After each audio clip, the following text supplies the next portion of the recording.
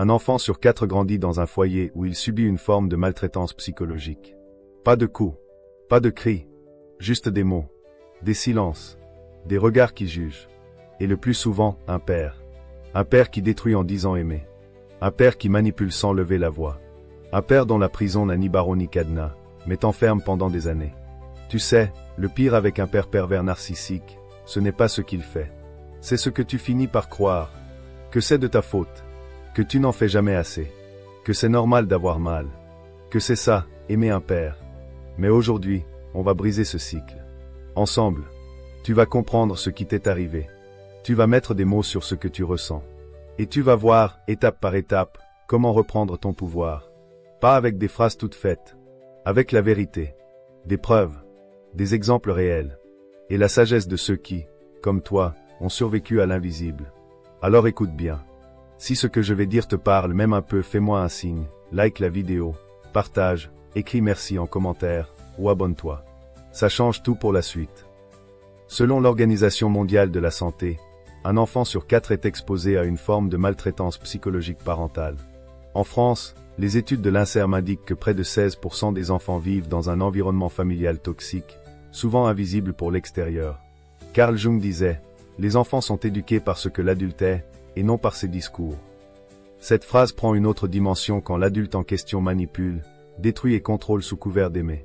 Il ne crie pas toujours. Il sourit. Il t'étouffe lentement sous un masque de normalité. C'est là que commence l'enfer. La figure du père a longtemps été idéalisée. Protecteur, référent, repère identitaire. Mais que se passe-t-il quand ce rôle sacré devient une façade derrière laquelle se cache un pervers narcissique? Ce mot est galvaudé aujourd'hui. Pourtant, la clinique psychiatrique le reconnaît, 1 à 3% de la population est atteinte d'un trouble de la personnalité narcissique, avec une proportion masculine dominante. Mais au sein du foyer, c'est autre chose. Ce n'est plus une statistique. C'est ton quotidien. Ce sont ses yeux, ses silences, ses remarques, son autorité qui devient loi.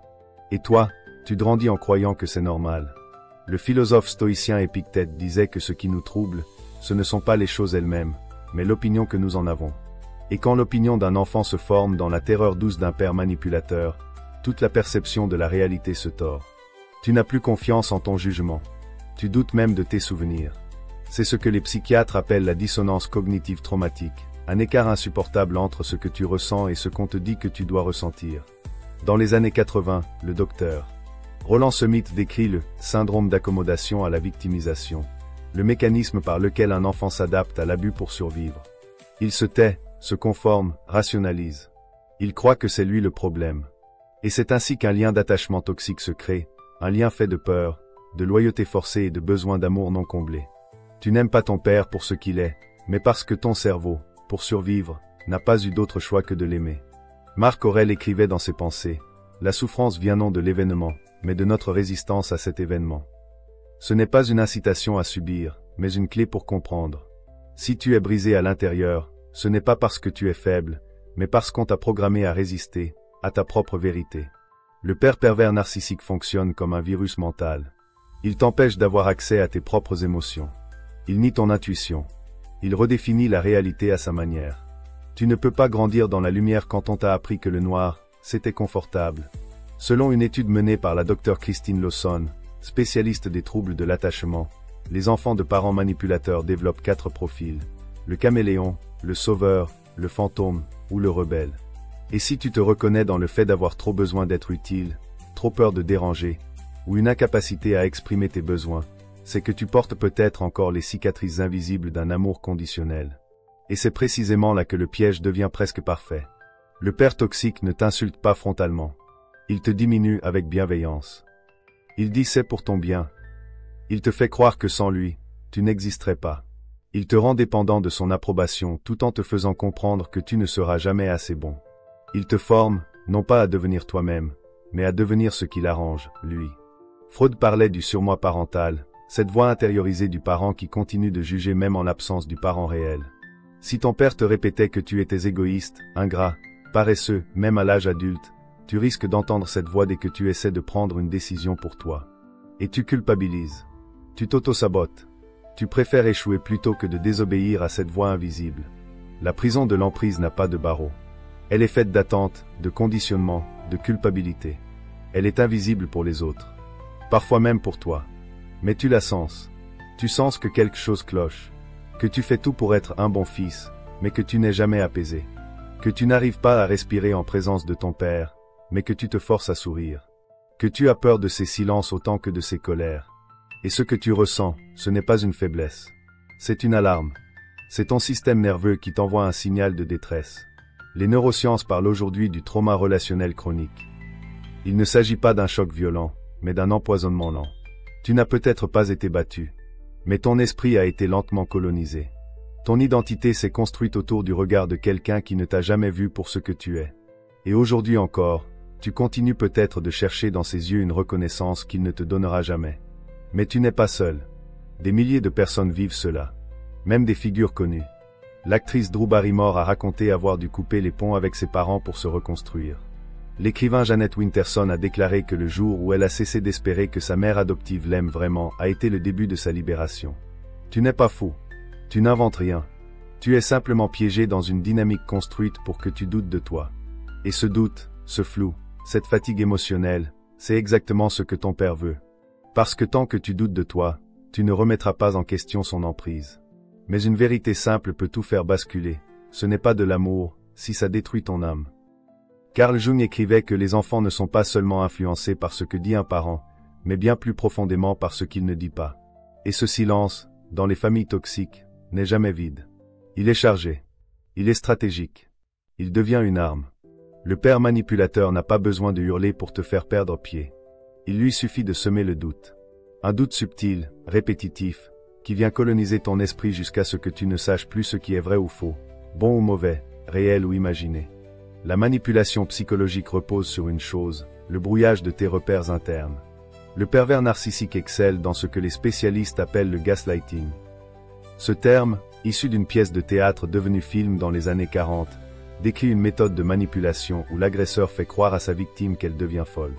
Tu crois te souvenir d'un mot blessant, et il te dit « Tu es trop sensible ». Tu ressens de l'angoisse, et il répond « Tu exagères encore ». Tu cherches un peu de tendresse, et il rit. Tu ne sais jamais ce que tu veux. Résultat, tu te méfies de tes propres émotions. Tu les rejettes. Tu doutes de toi, et tu commences à lui faire confiance à lui. C'est exactement ce qu'il veut.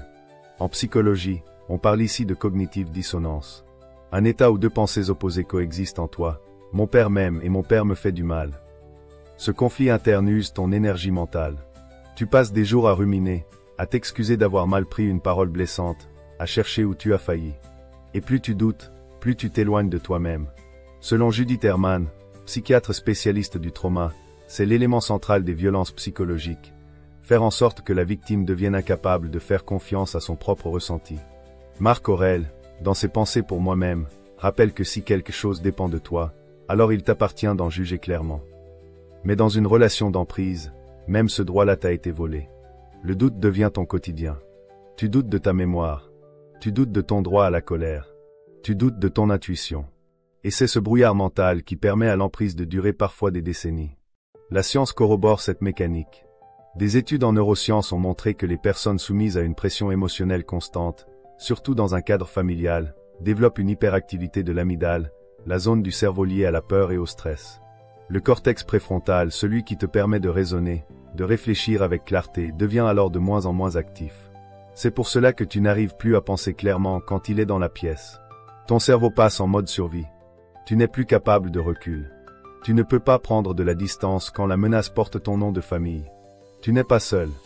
De nombreuses personnalités ont révélé ces mêmes mécanismes. L'acteur Keanu Reeves, par exemple, a évoqué à demi-mot la froideur émotionnelle d'un père absent et manipulateur. L'écrivaine Tara Westover, dans son livre Une éducation, raconte comment son père réécrivait littéralement la réalité familiale, niant les accidents, les blessures, les humiliations, jusqu'à la convaincre que c'était elle le problème.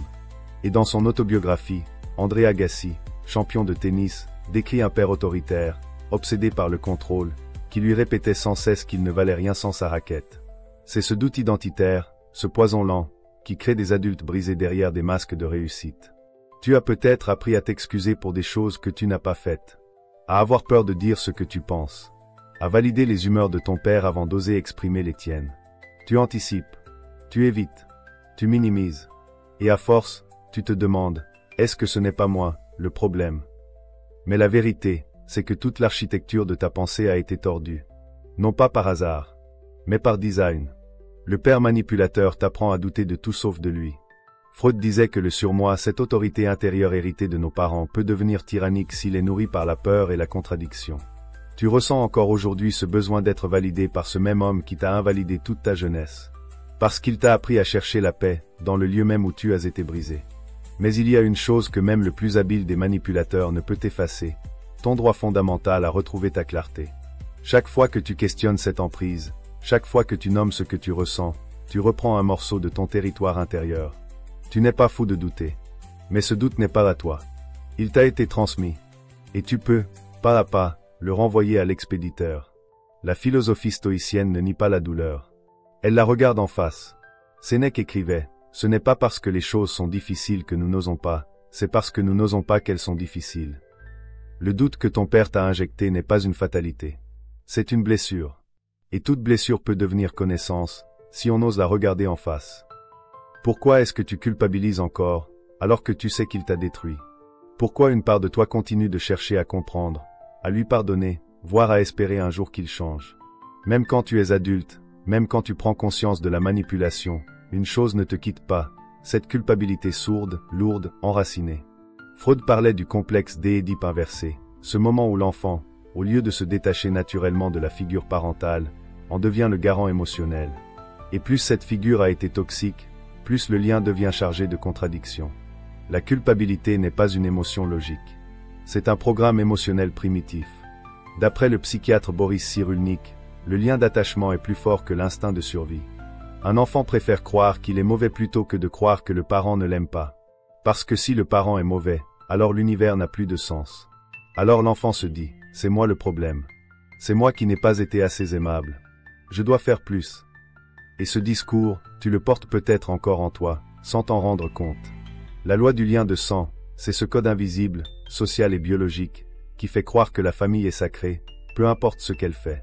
C'est ton père, tu dois lui parler. Un jour il ne sera plus là, tu regretteras. Ces phrases, tu les as peut-être entendues 1000 fois. Mais personne ne parle du coût psychique à payer pour continuer à entretenir une relation avec un bourreau. Personne ne voit ce que ça te coûte de rester dans ce rôle, d'essayer encore, de subir en silence. Dans une étude de l'Université du Michigan, 78% des adultes ayant grandi dans des foyers émotionnellement abusifs disent ressentir encore aujourd'hui de la culpabilité à l'idée de couper les liens avec leurs parents, même s'ils reconnaissent que ces relations nuisent à leur santé mentale. Cette culpabilité n'est donc pas une faiblesse. C'est une conséquence.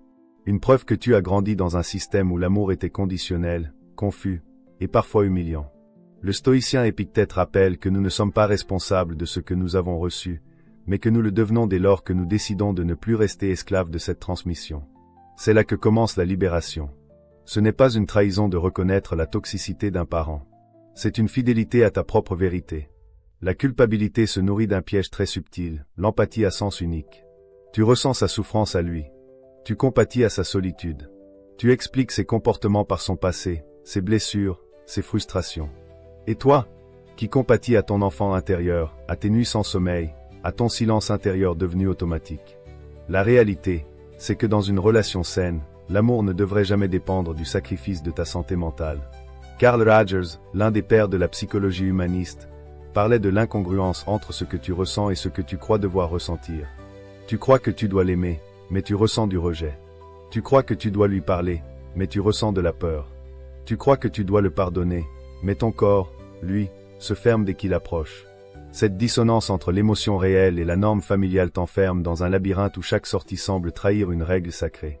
Et pourtant, tu n'as pas à te justifier de vouloir te préserver. Tu n'as pas à être un bon fils si cela implique d'être une version détruite de toi-même. Tu n'as pas à jouer un rôle dans un théâtre familial qui t'a toujours nié. Sénèque écrivait que la chose la plus importante, ce n'est pas combien de temps on vit, mais comment on vit. Et vivre sous le poids de la culpabilité, ce n'est pas vivre. C'est survivre à travers les attentes des autres. Même la science le confirme, le lien biologique n'est pas un gage de sécurité psychologique. La docteure Suzanne Forward, dans son ouvrage Parents toxiques, rappelle que l'ADN ne suffit pas à créer une relation saine. Et que parfois, la seule manière d'honorer ton existence, c'est de poser des limites nettes. Même face à un père. surtout face à un père destructeur. Tu n'as pas choisi d'avoir ce père. Mais tu peux choisir de ne plus te sacrifier pour préserver un lien qui ne t'a jamais protégé. Tu peux apprendre à remplacer la loyauté forcée par la responsabilité personnelle. À mettre ta vérité au-dessus du mensonge familial. Tu n'as pas à te couper de tes émotions. Tu as à les écouter, enfin. La culpabilité que tu ressens n'est pas un signal d'erreur. C'est un signal d'alerte. Elle te dit, ce que tu vis ne te convient pas. Tu veux t'en libérer, mais tu as peur de trahir. Alors pose-toi cette question. Si tu trahis ce système toxique, est-ce que tu ne te serais pas, en réalité, en train de te sauver? Et si tu veux vraiment honorer ce que tu es, commence par t'autoriser à ne plus culpabiliser d'avoir été blessé. Ce n'est pas toi qui as brisé le lien. C'est lui, en t'utilisant comme extension de lui-même. Sortir de l'emprise d'un père manipulateur n'est pas un acte héroïque. C'est un processus. Long, confus, souvent solitaire. Et surtout, incompris par ceux qui n'ont jamais vécu ça. Tu n'as pas de cicatrice visible, alors on ne te croit pas toujours. On te demande, mais pourquoi couper les ponts? Il t'a nourri, non.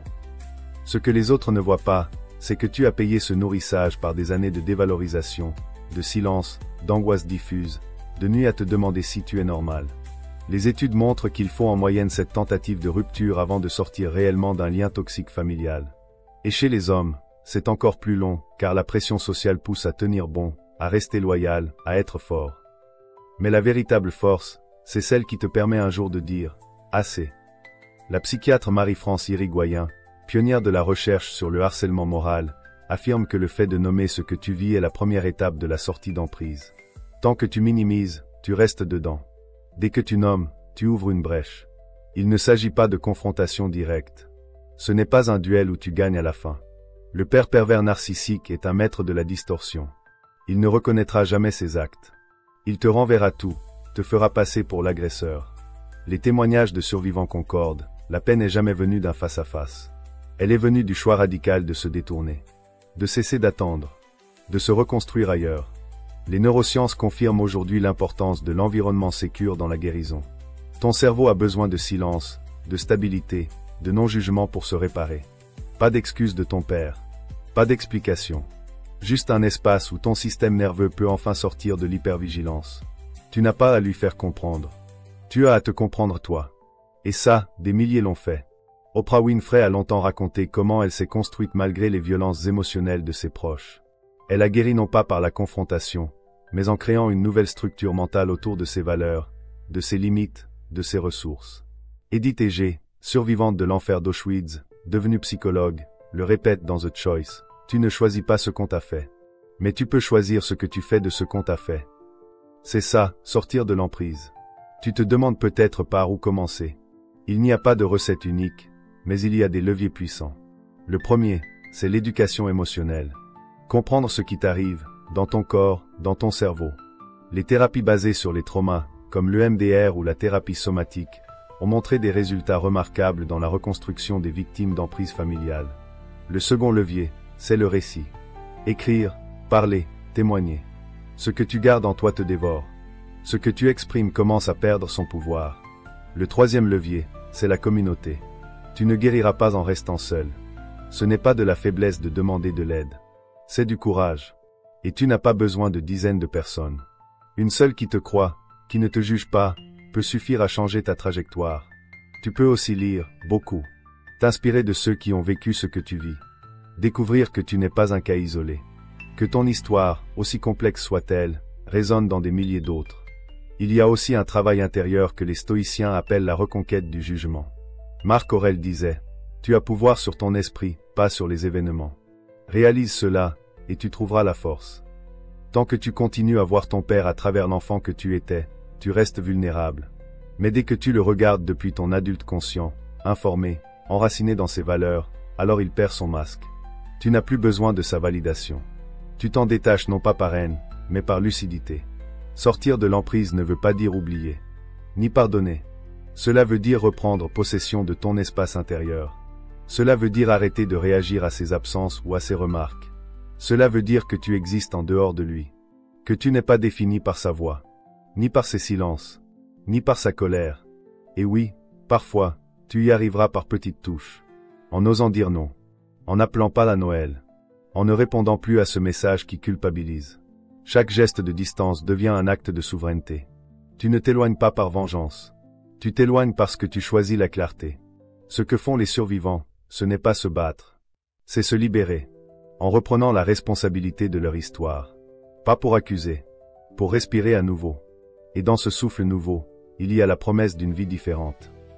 Ce que personne ne te dit, c'est qu'après l'emprise, ce n'est pas la liberté qui arrive en premier. C'est le vide. Un silence étrange, pesant. Tu t'attendais peut-être à de l'apaisement, à une forme de soulagement. Et oui, il y en a. Mais il est rapidement noyé par une impression d'absence. Comme si quelque chose manquait. Comme si, malgré tout, tu n'étais pas entier. C'est ce paradoxe cruel que vivent presque tous les survivants d'un père manipulateur, la douleur d'avoir fui, et la douleur de ce qui reste. Les neurosciences expliquent ce phénomène. Le lien toxique crée une addiction relationnelle. Ton cerveau a été conditionné pendant des années à chercher des microsignes de reconnaissance, à anticiper ses humeurs, à t'adapter. Même si c'était douloureux, il y avait une forme de rythme, une tension permanente qui occupait tout ton espace mental. Une fois cette tension coupée, ton système nerveux ne sait plus quoi faire. Tu ressens un vide, mais ce vide n'est pas une régression. C'est une désintoxication. Le professeur Gabor Maté, spécialiste du trauma, parle de manque de chaos chez les survivants de liens familiaux toxiques. Quand tu vis dans l'alerte permanente, le calme devient angoissant. Tu l'interprètes comme une perte, comme un abandon. Mais en réalité, c'est ton cerveau qui apprend à fonctionner autrement. Ce vide n'est pas une punition. C'est une transition. Tu penses à lui, à ce qu'il pourrait dire s'il voyait que tu as osé couper les ponts. Tu te demandes si tu as exagéré. Tu imagines peut-être sa vieillesse, sa solitude, et une petite voix en toi murmure. Et si tu revenais? Cette voix, c'est l'enfant en toi. Celui qui voulait juste être aimé. Celui qui n'a jamais cessé d'espérer. Mais aujourd'hui, ce n'est plus lui qui doit décider. C'est toi, l'adulte. Toi, qui as le droit de poser la main sur ton cœur et dire « Je choisis de ne plus souffrir ». Des milliers de témoignages convergent. Une fois la rupture faite, beaucoup ressentent d'abord une culpabilité encore plus forte, puis une mélancolie, et parfois, un sentiment d'irréalité. C'est le moment où tu dois absolument t'ancrer dans ton présent. Ne reste pas dans ta tête. Reconnecte-toi à ton corps. Le yoga, la marche, l'écriture, la respiration profonde, tout ce qui permet à ton système nerveux de comprendre, c'est fini. Tu es en sécurité. Tu ne guériras pas en luttant contre ce vide. Tu guériras en l'habitant. En te posant cette question essentielle, qu'est-ce que je mets à la place? Ce que tu mets à la place, ce n'est pas un autre père. Ce n'est pas une revanche. Ce n'est pas une mission de justice. Ce que tu mets à la place, c'est toi. Tes besoins, tes limites, tes désirs, ta vérité. Les stoïciens parlaient de l'eucharia, ce moment favorable, cette brèche dans le temps où tout peut basculer. Le vide que tu ressens est peut-être l'eucharia de ta vie. C'est l'espace où tu vas enfin pouvoir te reconstruire en dehors de tout rôle imposé. Tu n'es plus le fils d'eux. Tu es un homme, ou une femme, avec un passé, certes, mais surtout avec un avenir qui ne lui appartient plus. Marc Aurèle écrivait « Perds pas ton temps à discuter de ce que doit être un homme de bien. Sois-le. Tu n'as plus à attendre qu'il reconnaisse tes efforts, qu'il valide ton autonomie, qu'il t'écoute. Tu peux devenir, chaque jour, un peu plus entier, non pas en réagissant à lui, mais en te tournant vers ce qui t'élève. C'est aussi ici que beaucoup tombent dans le piège de la solitude.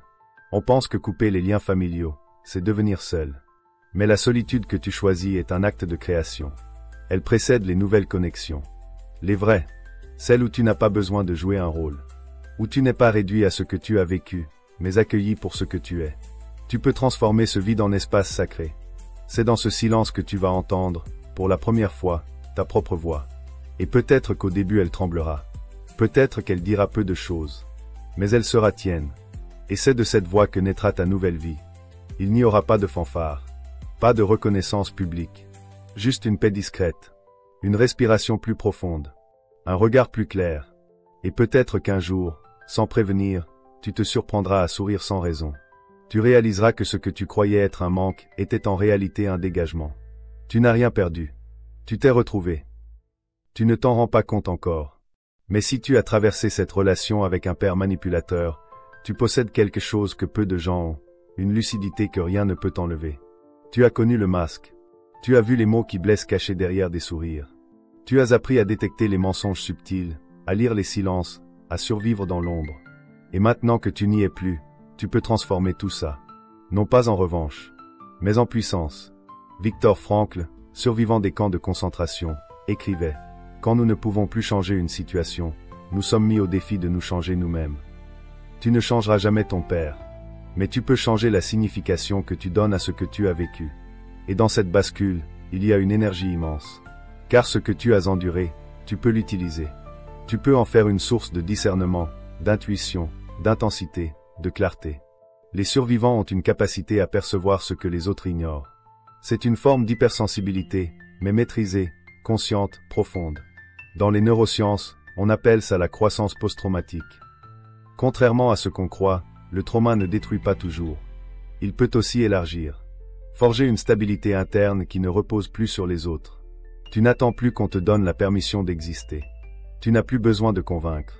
Tu comprends, enfin, que ton histoire n'est pas une faiblesse. C'est un matériau brut. C'est ce que tu vas en faire qui te définira. Les figures qui inspirent le plus aujourd'hui sont souvent issues de l'humiliation. Nelson Mandela a passé 27 ans en prison. Et il est sorti sans haine. Frida Kahlo a vécu dans un corps déchiré, mais elle a transfiguré sa souffrance en articles. Même Marc Aurèle, empereur de Rome, a écrit ses plus grandes réflexions dans les périodes les plus sombres de son règne. L'humiliation est une épreuve. Mais quand elle ne nous anéantit pas, elle devient un feu intérieur. Elle brûle les illusions. Elle laisse place à l'essentiel. Le stoïcisme enseigne que l'épreuve n'est jamais extérieure. Elle est dans notre rapport à nous-mêmes. Épictète, né esclave, affirmait « Personne n'est libre s'il n'est pas maître de lui-même ».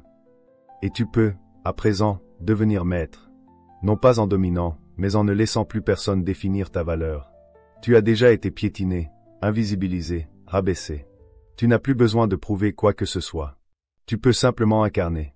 Par ton calme, par ta solidité, par ta manière de ne plus entrer dans les jeux de pouvoir. Et cette force, elle n'a rien de théorique. Elle se voit dans les détails. Dans ta capacité à dire non sans trembler. À te retirer sans te justifier. À poser des mots clairs sans agressivité. À garder ton énergie pour ceux qui t'élèvent. À ne plus courir après l'amour qui se cache derrière la peur. Des thérapeutes comme Janina Fischer parlent de réintégration identitaire. C'est ce moment où tu cesses de te définir par ce que tu as subi, et où tu commences à dire « Voici ce que je choisis maintenant ». C'est une étape puissante, mais douce. Ce n'est pas une explosion. C'est une stabilité. Tu ne cherches plus à réparer le passé. Tu construis autre chose. Et tu n'as pas à être parfait. La guérison, ce n'est pas un sommet à atteindre. C'est un état de présence. Un lien retrouvé avec toi-même. Et plus tu avances, plus tu seras capable d'aider les autres. Non pas par des conseils, mais par ta manière d'être. De poser ton regard. D'écouter. De dire, moi aussi, j'ai traversé ça. Et là, tu verras que ton histoire peut t'éclairer. Qu'elle peut réconforter. Qu'elle peut, peut-être, sauver quelqu'un d'autre. Tu es resté debout dans un environnement qui te voulait courber. Tu es resté sensible dans un climat qui voulait t'endurcir. Tu as protégé en silence une part de toi que ton père n'a jamais pu atteindre. Cette part-là, elle est intacte. Elle est là. Et elle attend que tu l'honores. Alors non, tu ne seras plus jamais le même. Mais ce n'est pas une malédiction. C'est une renaissance. Tu vas reconstruire sur des bases solides. En conscience. Avec discernement. Avec courage. Et un jour, tu n'auras plus besoin de parler de ton père. Parce que ta vie parlera pour toi. Parce que ta paix intérieure deviendra ton ultime réponse. Et c'est ça, le vrai pouvoir. Pas celui d'avoir raison. Mais celui de ne plus être affecté. Celui de vivre, pleinement, sans chaînes invisibles. En ayant fait de l'humiliation, une élévation.